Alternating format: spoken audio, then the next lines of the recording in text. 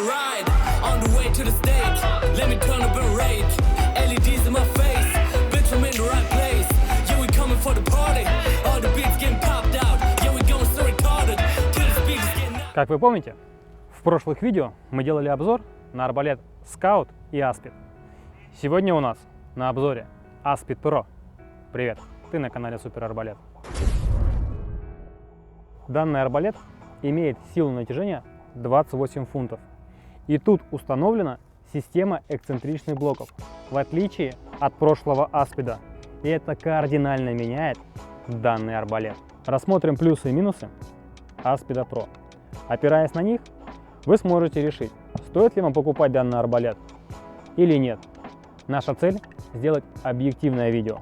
Первое, что я заметил, когда взял данный арбалет в руки, это как легла рукоять в мою руку. Очень эргономичная рукоять с прорезиненными вставками, что позволяет не скользить в моей руке. Ну и сразу же я заметил первый минус, когда начал натягивать этот арбалет и вставлять стрелы, металлические стрелы, но не вставляются сюда, только пластиковые. Поэтому учтите при покупке данного арбалета, что возможно купить стрелы только пластиковые. Второй плюс данного арбалета – это увеличенная сила натяжения по сравнению с предыдущим Aspid и система эксцентричных блоков. За счет них арбалет стал стрелять дальше. Дистанция 25 метров, и сейчас я вам это продемонстрирую.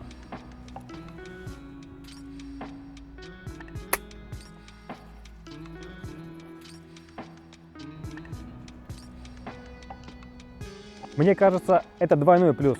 Первое, сила натяжения стала больше, и арбалет стал стрелять дальше. Но второе преимущество, его взведет не каждый подросток. Давайте попробуем дать взвести этот арбалет подростку. И что он нам покажет? Взвел. Короче, можешь не взвести этот арбалет? Во время подготовки данного видео я очень подробно изучал арбалет. И решил посмотреть, что же это за болт.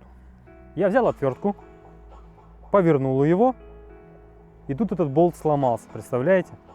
Ну то есть вы должны понимать, из чего сделан данный арбалет и почему же этот болт с первого же поворота сломался.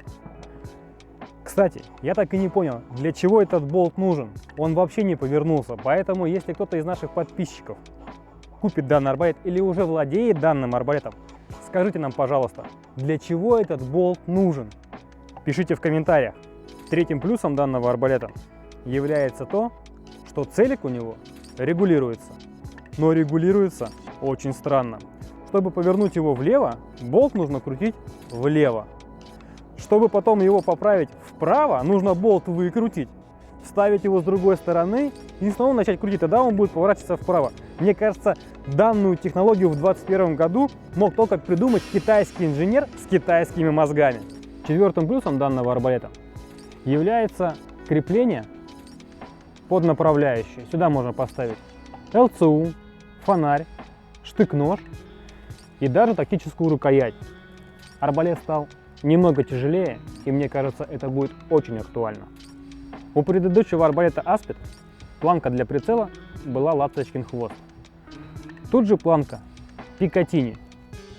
Хотя нет, мне кажется, мини-Пикатини, что ли. Что же я имею в виду мини-Пикатини? Просто обычная планка Пикатини, ну, наверное, раза в 2, а то, может быть, и в 3 больше, чем планка у этого арбалета. Поэтому я и назвал ее мини-Пикатини. Пятый плюс данного арбалета – это то, что у него тетива имеет обмотку.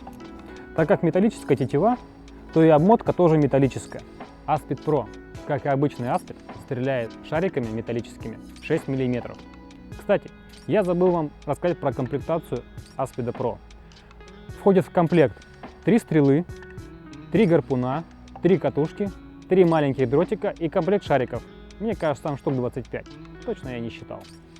Вот и подошел к концу наш честный обзор на арбалет Aspid Pro. Мы упомянули плюсы и минусы данного арбалета. И надеюсь, что будет полезно посмотреть нашим покупателям данное видео и решить, нужно ли покупать им данный арбалет или нет. Но мое субъективное мнение – это отличный арбалет для развлекательной стрельбы.